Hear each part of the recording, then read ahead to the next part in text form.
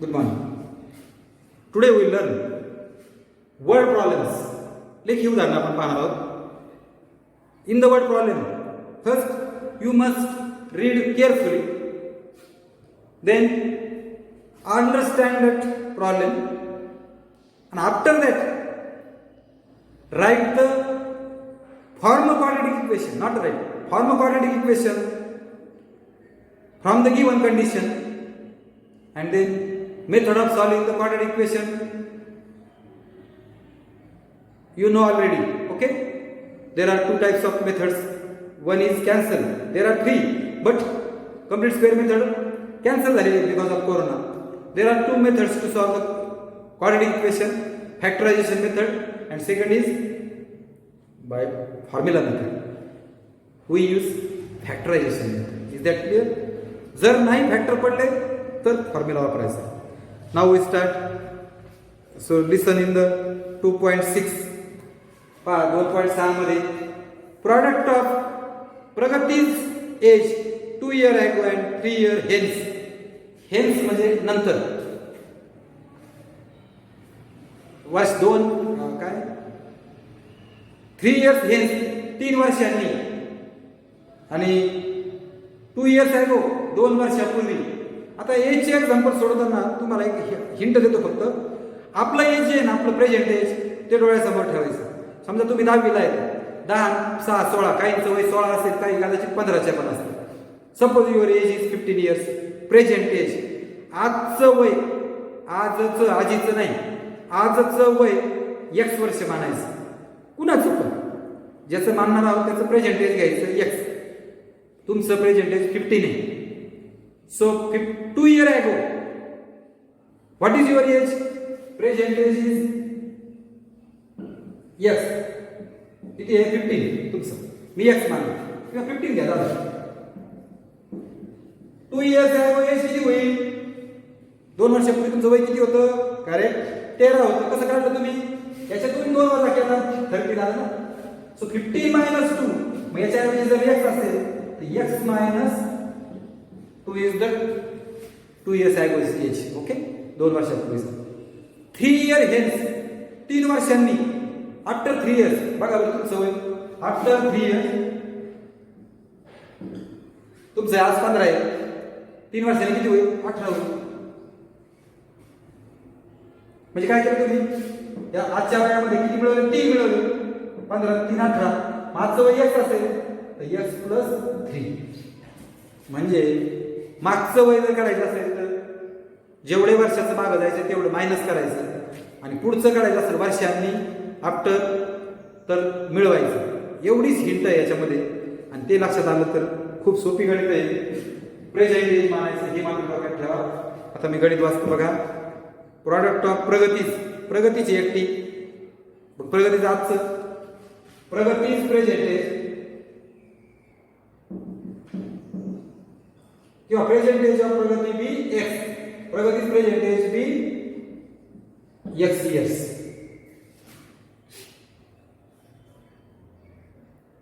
To year ago Pragati's age was म्हणा. नाही तुम्ही सर एज इज इक्वल 2 वर्षापूर्वी एक्स - 2 इयर्स आणि 3 year hence after 3 years Pragati's age will be म्हणा. नाही तर नुसतं प्रगतीज एज एक्स + 3 इयर्स. काही कळलं तुम्हाला? दिसलं? 2 वर्षापूर्वी प्रगतीचं वय इतकं असेल, 3 वर्षांनी इतकं असेल. ते म्हणतात प्रॉडक्ट ऑफ काय 2 इयर्स. प्रॉडक्ट ऑफ प्रगतीचे एज 2 इयर्स आहे हे, आणि 3 इयर्स हेच याचा दोघांचा गुणाकार 84 आहे. मग x - 2 and x plus 3 is equal to 84 by given condition. You have to just solve that. You will get answer. पहिले गणित म्हणून सांगतो बघा. फर्स्ट टर्म दोघांचा गुणाकार आहे. First term second bracket, second term second bracket. do the multiplication x square x into 3x minus sign हाथ में साइन बदलती -2x प्लस माइनस होईल 6.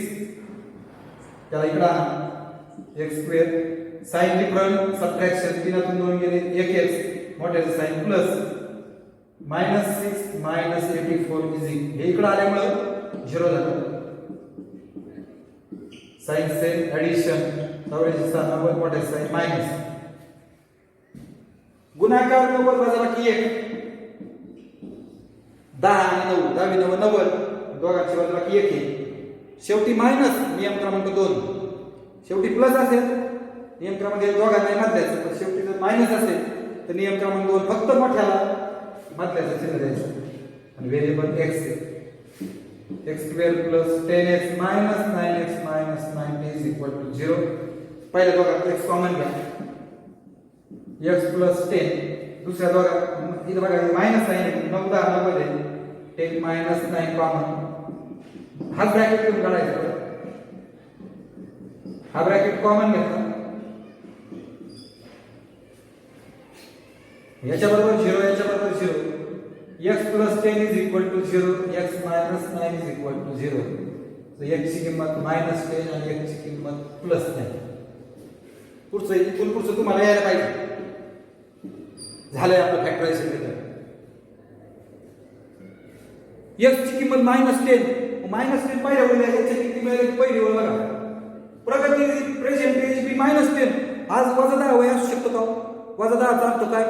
10 वर्षांनी, म्हणजे -10 म्हणजे -10 वय म्हणजे 10 वर्षांनी जन्माला यायचंय असं त्याचा अर्थ आहे. So it is not applicable, it is not consider, म्हणजे हे शक्य नाहीये. इथं म्हणायचं नॉट ऍप्लिकेबल. काय म्हणायचं? Not applicable. हेच प्रगती प्रेझेंटेज इज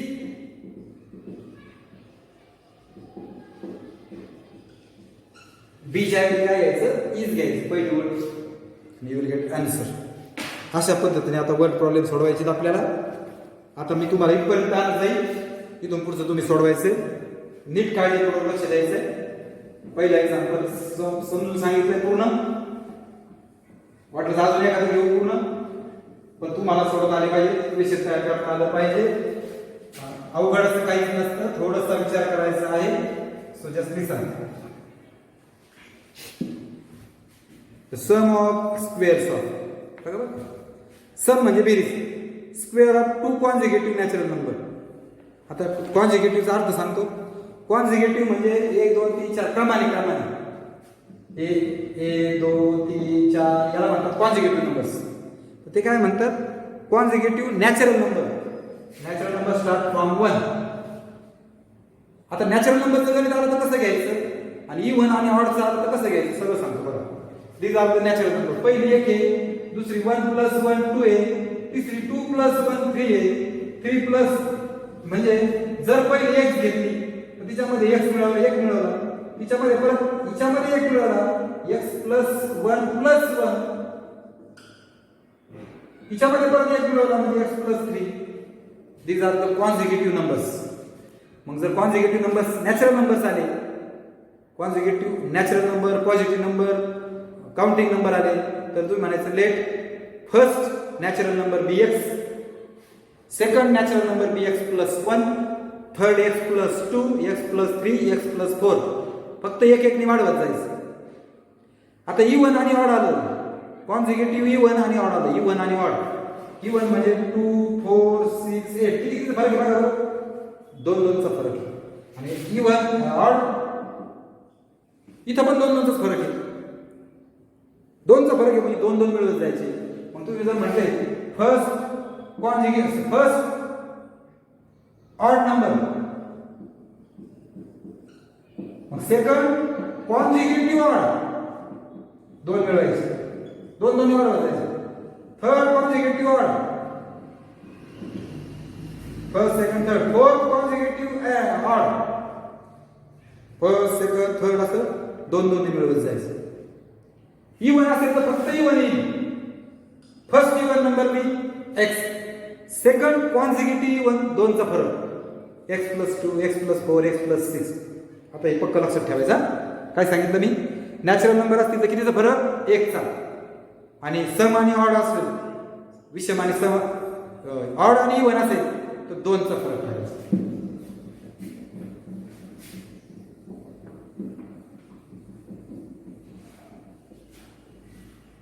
आता पहा बरं का दुसरं गणित. सम ऑफ स्क्वेअर, सम म्हणजे बेरीज. First natural number be x, second consecutive natural number x. Natural म्हणजे एक्सचा फरक बघा. First natural number be x, second consecutive natural number x plus 1. 3 असती तर एक्स प्लस 2 म्हटलं, पुढची आणखी एक वाढवायची. आता परत गणित वाचतो. सम ऑफ द, सम म्हणजे बाय गिवन कंडिशन, सम म्हणजे बेरीज. Sum of the squares of, square हिचा स्क्वेअर एक्स स्क्वेअर आणि हिचा square.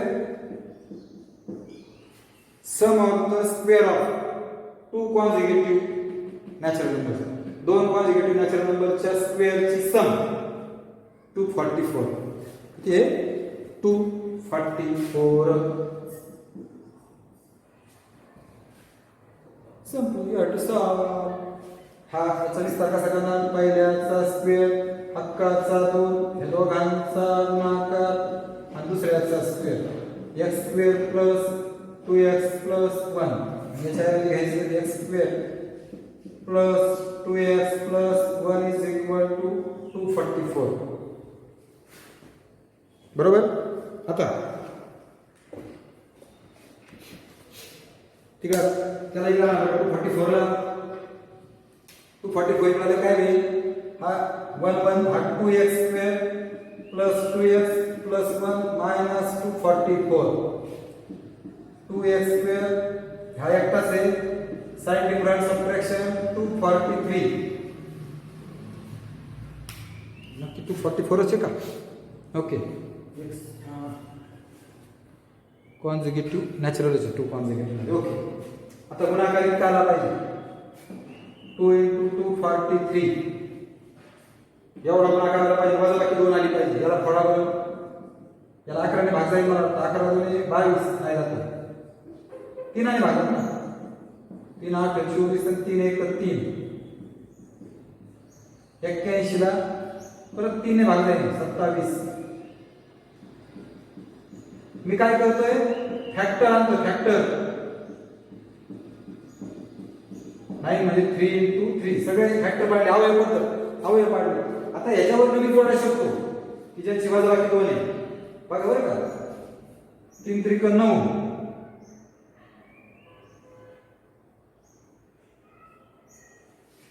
Something is wrong here. The sum of squares of 2 consecutive natural number is 244. Find the numbers. 2 point किती आहे? Break लागलाय आपल्याला. मी फक्त गणित बरोबर आहे का चेक करतोय. 2 क्रमांक सम शब्द आहे का? देअर इज अ संप्रॉल आहे. प्रिंटिंग मिस्टेक आहे, दुरुस्त करून घ्या. Sum of squares of 2 consecutive even natural numbers. काय शब्द घालायचे तिथं? इव्हन. मी first even natural number bx, second consecutive even natural number किती? इव्हन आणि ऑड आले की 2 चा फरक ठेवायचा. याचा विस्तार करा आता तुम्ही. याच्याऐवजी हे घ्यायचं.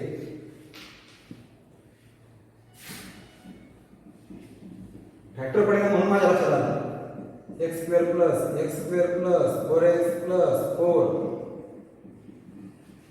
पहिल्याचं स्क्वेअर करून बघा तुम्ही आता. 2x स्क्वेअर दोघांची बेरीज हा 4 आणि हा मायनस 244. इकडे 0 राहील. मोठ्याचे चिन्ह मायनस. Sign difference subtraction. इथे 2 येईल 4 येईल 0 येईल 2 ने भाग जाईल. Dividing both side by 2. मग काय होईल बघा.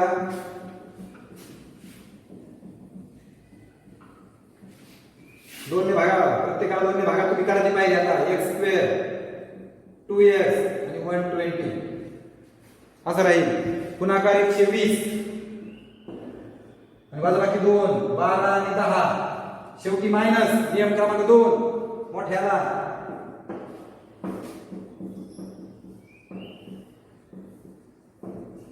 या कॉमन, एक्स कॉमन निघाला, इथं -10 कॉमन निघाला.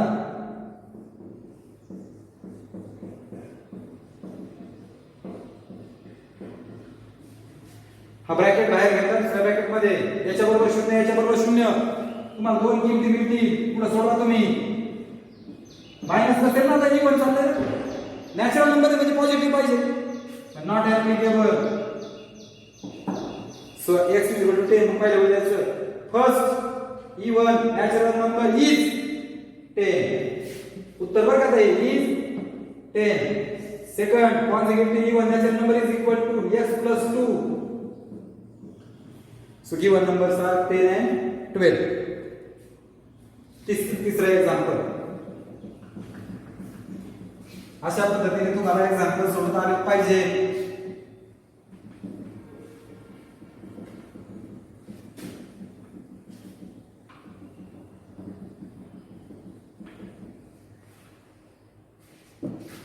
तिसरं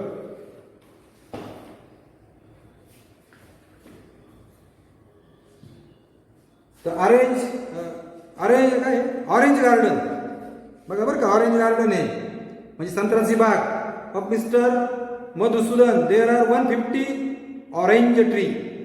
150 संत्र्याची झाडं आहेत. The number of trees in each row. Number of trees म्हणजे उभ्या रांगातील झाडांची संख्या. Number of trees in each row is 5 more than the in each column.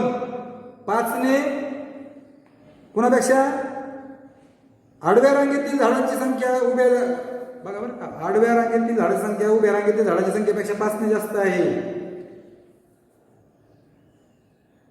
The number of trees in each row is 5 more than in each of the column. आडव्या रांगेतील झाडांची संख्या उभ्या रांगेतील झाडांच्या संख्येपेक्षा 5 ने अधिक आहे. नीट वाचा परत पुन्हा. कोणतं जास्त आहे? आडव्या रांगेतील झाडांची संख्या. काय? उभ्या रांगेतील झाडांच्या संख्येपेक्षा 5 ने जास्त आहे. नीट पहा. हे जर कळलं नाही ना तर काहीच घेणार नाही. The number of trees in each row is row मधले 5 more than the each of the column. 5 ने जास्त आहे than that in the column. कॉलमच्या मधील झाडांची कॉलम इच कॉलमच्या मधील झाडांच्या संख्येपेक्षा 5 ने जास्त आहे रो मधले. म्हणजे रो जास्त आहे. Number of trees in column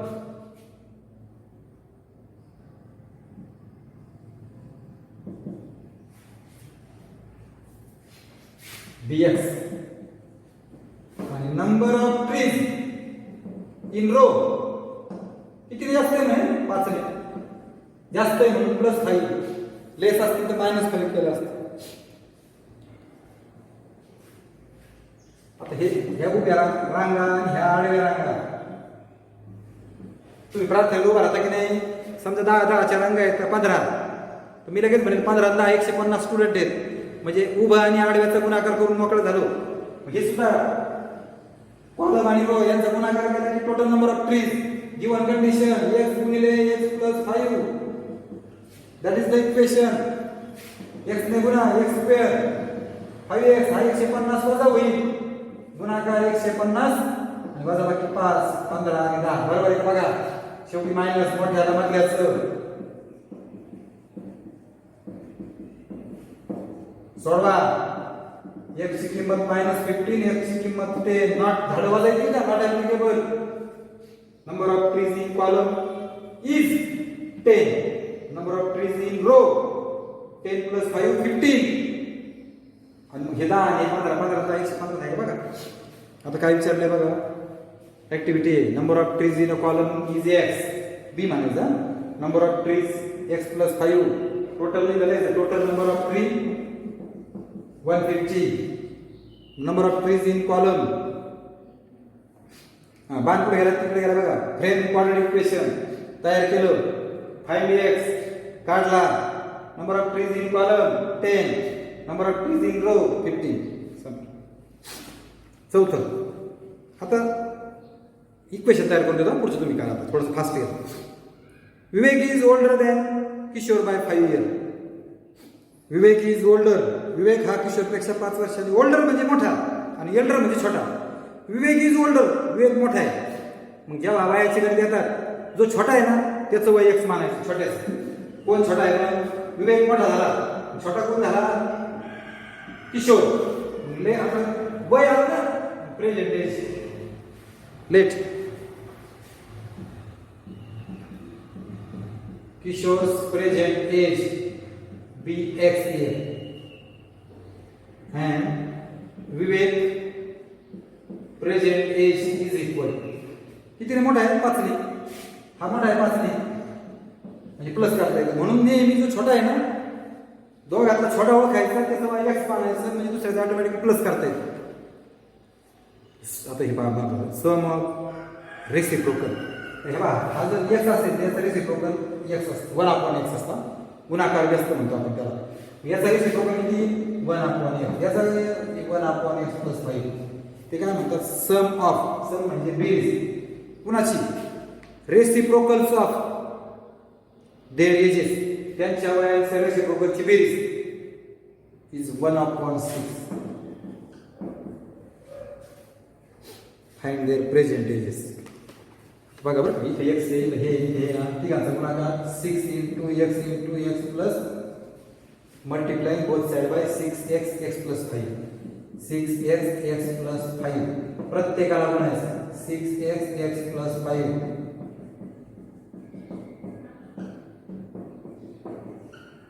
प्रत्येकाला गुणलं. बघा इथं x कॅन्सल झाला, बाहेर आता नाही, ब्रॅकेट कॅन्सल, 6 कॅन्सल. इथं काय राहिलं, 6 × x + 5.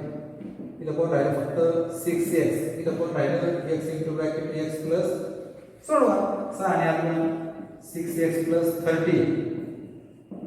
x ने आत गुणा xx x2 x × 5 5x. हा नाही बरोबर, हा इथं वजा अधिकचा वजा होईल. हा असाच 6x, हा पण 6x, हा मायनस होईल. हा 30 आहे असाच. इथं कोणीच नाही राहिलं म्हणून 0. हे दोघं कोणी झाले बघा, एक जरी झाला आणि एक जरी झाला. -x², 6 6 12 दोन्ही प्लस आहेत ना, +12 मायनस साइन डिफरन्स सबट्रॅक्शन 7 राहील. x² मायनस नसावा म्हणून सगळ्यांची सरसकट चिन्ह बदलून टाकायचे. याचं होईल प्लस, याचं होईल मायनस, याचं होईल मायनस. गुणाकार 30 वजाबाकी 7. 10 30 आणि 10 3 गेले 7. शेवटी मायनस. नियम क्रमांक 2, मोठ्याला मधल्याचं सोडवा. हे 10 येईल, हे -3. तुम्हाला काय दिले गणितात, आता वय वय वय वजन असतं ना, not applicable. 10. Kishore present age is 10 years. Vivek present age equal to 10 + 5 15 years. 5वं, इच अँड एव्हरी एक्झाम्पल तुम्हाला समजून सांगतो, घाबरायचं कारण नाही, पण स्वतः सोडवायचंय.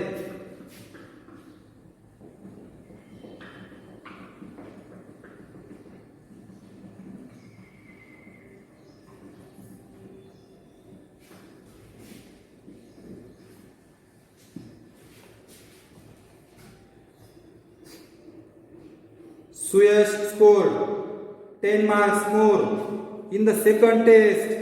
10 मार्क जास्त in second test than the first. बघा बरं का, Suyash score 10 marks more in second. दुसरी मध्ये 10 मार्क जास्त कुणापेक्षा, पहिलीपेक्षा. म्हणजे दुसरी जास्त आहेत, पहिली कमी आहेत, म्हणून पहिलीचे x मानायचे.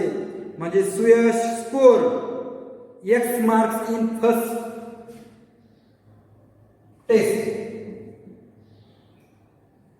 Suyash score x marks in first test.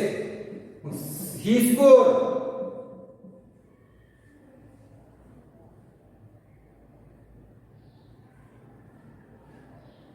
Score ना, ही स्कोर किती मार्क असतात 10, x plus 10 marks in second test. किंवा सुये ही score marks in the second test is equal to x plus 10 असं लिहा. मांडणी तुम्ही करा, फक्त ती अर्थ पूर्ण झाली पाहिजे. 5 टाइम्स सॉरी बरोबर. पुढं 5 times the score of the second test. Second टेस्टचा 5 टाइम्स बाय गिवन कंडिशन. बरोबर का? 5 टाइम्स म्हणजे 5 ने गुणले, टाइम्स म्हणजे गुणले. 5 times the score in the second test 5 into x plus 10 is was are where was काय आता बरोबर चिन्ह द्यायचं. is बरोबर सेम as बरोबर square of the score in the first term. First टर्मचा स्क्वेअर, फर्स्ट टर्मचा x आहे म्हणजे त्याचा काही स्क्वेअर.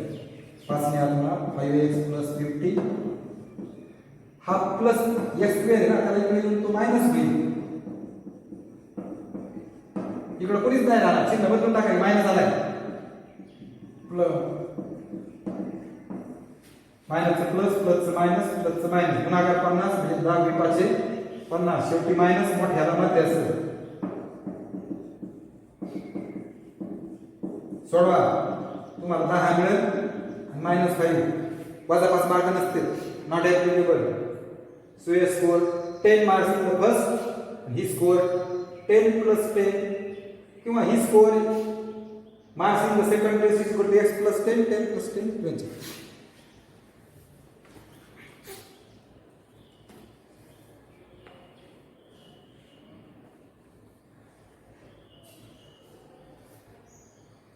एक 10 गणित समजून सांगतो बघा. तुम्हाला काय दिसते ते ट्रॅपेझियम दिसते. What is the formula of area of trapezium? Area of trapezium is equal to 1/2 sum of parallel sides आणि into height. that is the formula. Formula नीट लक्षात ठेवा. तुम्हाला काय दिले? In the adjoining figure quadrant ABCD is a trapezium AB parallel CD and its area is 33. तर याचा area 33. आता सम आहे, सम म्हणजे बेरीज. पॅरलल साइड्स कोणत्या आहेत? AB parallel CD. बघा AB किती आहे? AB किती आहे? x आणि CD किती आहे? पॅरलल साइडची बेरीज 2x plus 1.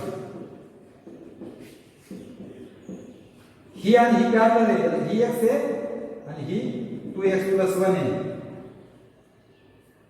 ही x minus 4 आहे, या दोघी सारख्या आहेत आणि ही x minus 2 आहे.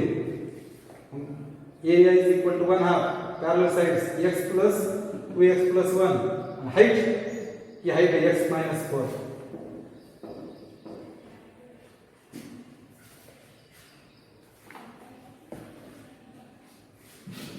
बस हे सोडवायचं फक्त.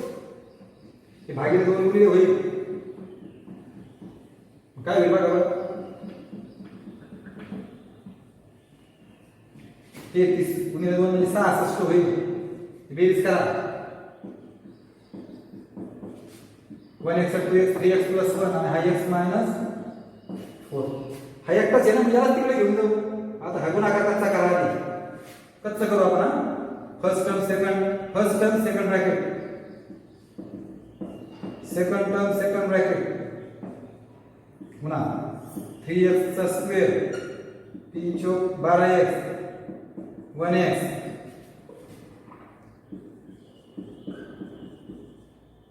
हे काय sign different subtraction 66 is equal to 3x square minus 11 minus 4.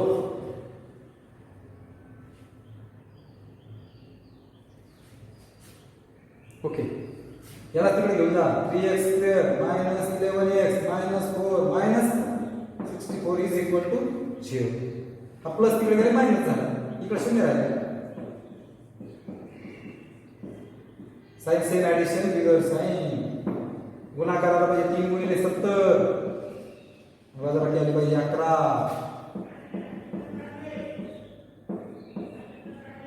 बघा सापडली जोडी. शेवटी मायनस मोठ्याला मत द्यायचं.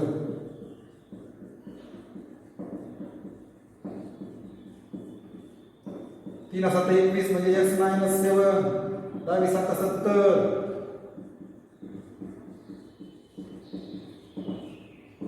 x ची किंमत 7 येईल आणि x ची किंमत वजा 300. Side is not negative. So x is equal to 7. आणि मग तुम्हाला काय करायचंय, मग त्याचे नाव बघा ना, ए बी सी डी आहे ना. A B is equal to x is equal to 7. D C is equal to x plus 1 2 into 7 plus 1 14 आणि 15. a is equal to 7 minus 4 3. bc is equal to ad is equal to x minus 2 7 minus 2 5. Simple. What you have to find? तुम्हाला काय करायचं आहे, कृती पूर्ण करायची आहे. करा ती पूर्ण.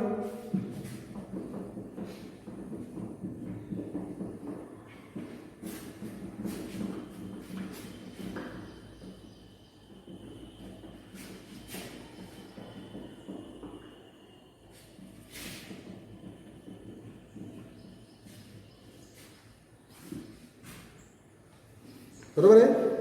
आता त्यातले 3 गणित आहे बघा, 7 8 9 10 सोडवलं आपण, आता 6 पण राहिले. बरोबर आहे का. हे 4 गणित आपण नंतर घेऊ, त्याच्यात सोपी गणित बघूयात आपण. पेज नंबर 54 मध्ये या.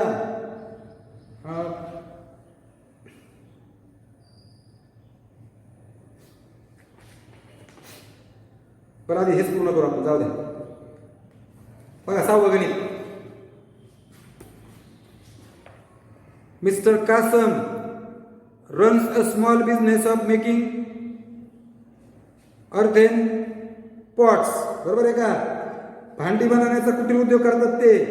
He makes certain number of pots on daily basis. बरोबर आहे का. म्हणजे ते काय करतात, दररोज ठराविक संख्ये एवढी भांडी तयार करतात. प्रोडक्शन कॉस्ट म्हणजे काय, निर्मिती मूल्य, खर्च त्याचा. Each pot is production cost, बघा बरं का, production cost of each pot, प्रत्येक भांड्याचा निर्मिती खर्च ₹40 मोर दॅन 10 टाइम्स, 40 रुपये जास्त, 10 टाइम्स म्हणजे 10 पट times total number of pots. म्हणजे एकूण भांड्याच्या 10 पटीपेक्षा 40 ने जास्त आहे निर्मिती मूल्य. म्हणजे प्रत्येक भांड्याचे निर्मिती मूल्य तयार केलेल्या भांड्याच्या संख्येची 10 पटी अधिक 40 ने 40 आहे. ही मेक्स इन 1 डे, एका दिवसात. ही production cost of all pots per day is, प्रत्येक भांड्याची प्रोडक्शन कॉस्ट, सगळ्या भांड्याची sorry, production cost of all pots per day is ₹600. Find the production cost of 1 pot and number of pots he makes per day. मग त्याने बनवलेल्या भांड्याची एकाची production cost काढा आणि एकूण किती भांडी तयार करतो ते काढा. आता आपल्याला दोघांपैकी एक एक्स मानावं लागेल, म्हणून ती पहिली ओळ नीट वाचा. Production cost of each pot is, म्हणजेच प्रोडक्शन कॉस्ट जी आहे भांड्याची काय, 40 more than 10 times the total number, which total number of pots be x. Total number of pots be x. आणि आता ती ओळ बघा परत, production cost of each pot is equal to काय म्हणतात ते, 40 more 40 ने जास्त म्हणून plus 40 10 times number of pots.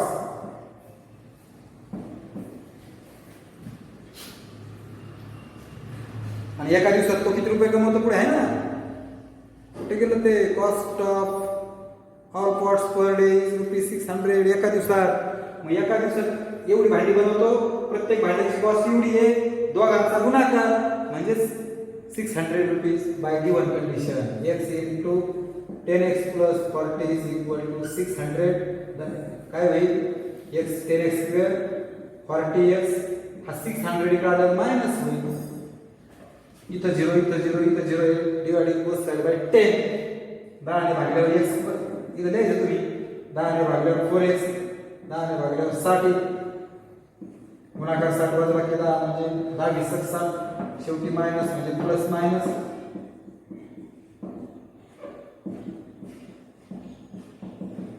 सोडवा, -10 6 not applicable. So what is the answer? 6. Total number of pots is equal to 6 आणि cost of each pot is equal to त्याच्यामध्ये किमती भरा.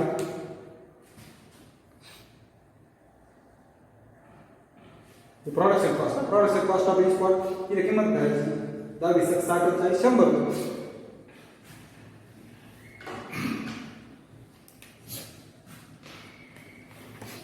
तेवढं 2-3 गणितं संपून टाकू आपण. लक्ष द्या.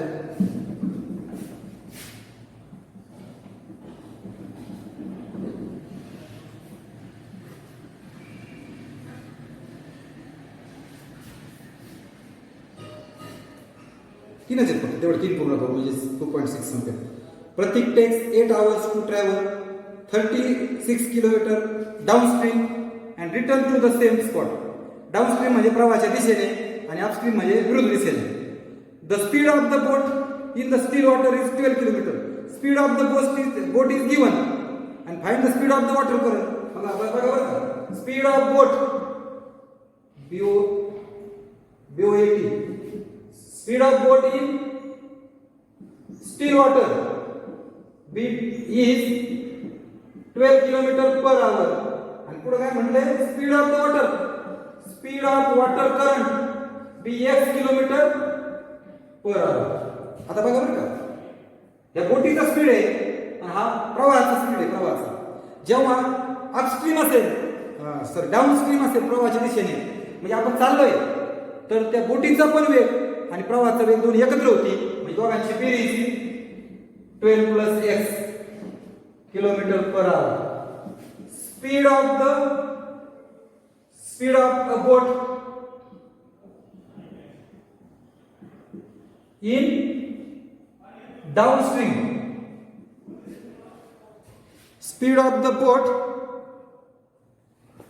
डाऊनस्ट्रीम हा स्पीड झाला आणि speed of boat in the upstream त्याच्यातून हवा जागा करा. कळलं का नाही कळलं. बोटीच्या स्पीड मधून प्रवाहाचा वेग कारण बोटीचा जास्त असतो प्रवाहापेक्षा. प्रवाहाच्या दिशेने दोघांची बेरीज आणि विरुद्ध दिशेने बोटीचा वजा प्रवाहाचा. बोटीचा x आणि प्रवाहाचा x.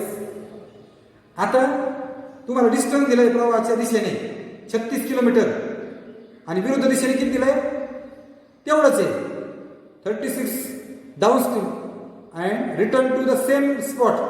तेवढंच अंतर. किती तास लागतात 8 hours. 8 तास लागतात जायला आणि यायला. आता बघा बरं का टाइम टेकन बाय असं गणित आपण पहिल्या प्रकारात झालेलं आहे. Time taken by boat. Time taken by boat to cover distance 36 kilometre. 36 आहे का. Okay. With the speed 12 + x km/h is equal to time taken. Formula बघा time is equal to distance upon speed. काय formula आहे distance upon speed. खरा formula असा आहे बघा distance is equal to speed into time. पण आपल्याला time दिलेला आहे त्यावर टाइम काढू आपण.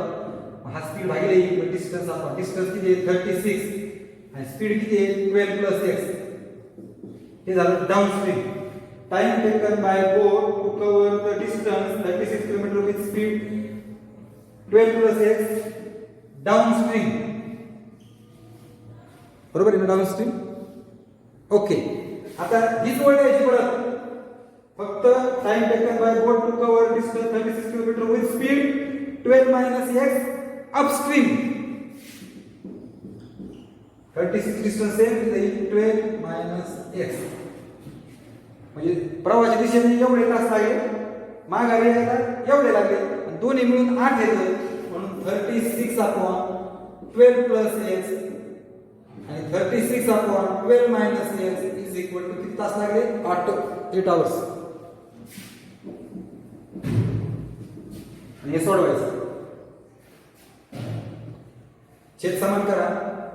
याने इकडे खाली वरती याने म्हणजे 36 12 - x 36 12 + x किंवा multiplying both side by 2 bracket घ्यायचे प्रत्येकाला गुणायचा तोंडी सांगा बरं हे 2 ब्रॅकेट गुणिले 36 12 प्लस x हे 2 ब्रॅकेट 36 अपॉन 12 मायनस x आणि 8 इंटू हे 2 ब्रॅकेट इंटू 8 हा ब्रॅकेट कॅन्सल होईल इथं हा ब्रॅकेट 12 मायनस x कॅन्सल होईल आणि 8 इंटू ब्रॅकेट 12 मायनस हे असं आहे ना एकदा मायनस एकदा प्लस पहिल्याचा स्क्वेअर ए स्क्वेअर मायनस बी स्क्वेअर होईल तो आता तुम्ही सोडवा नाही याने आत गुणा सगळे एका बाजूला you will get quadratic equation बघा बरं 12 72 36 आणि 7 आता 7 13 मायनस 36x परत 432 मायनस प्लस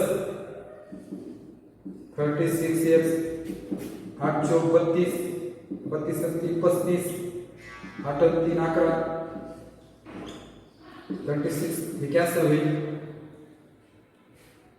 400 400 864 बरोबर सगळे इकडे 864 वजा 1152 अधिक 8x वर्ग बरोबर 0 चिन्ह समान बाजू मोठ्या चिन्ह द्या 1152 मधून 864 गेली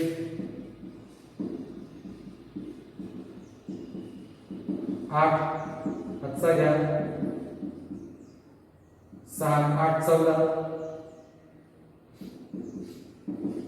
288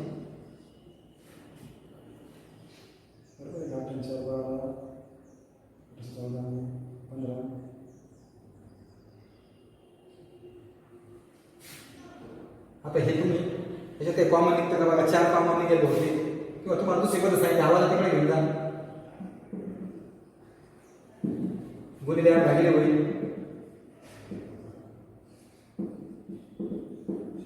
8 त्रिक 24 8 सक 48 तो taking square root both side x बरोबर 6 आणि x बरोबर -6 x म्हणजे काय आहे निगेटिव्ह नसतो म्हणून नॉट ऍप्लिकेबल मग speed of the water current is 6 speed of the water current या ठिकाणी 7वं पण सोडवलं 6वं पण सोडवलं आता फक्त 8व 9व राहिले मला असं वाटतं आपण ते नंतर घेऊयात डोक्यावरून जाण्यापेक्षा राहिलेले गणित आपण नंतर पाहूयात आता थांबूयात धन्यवाद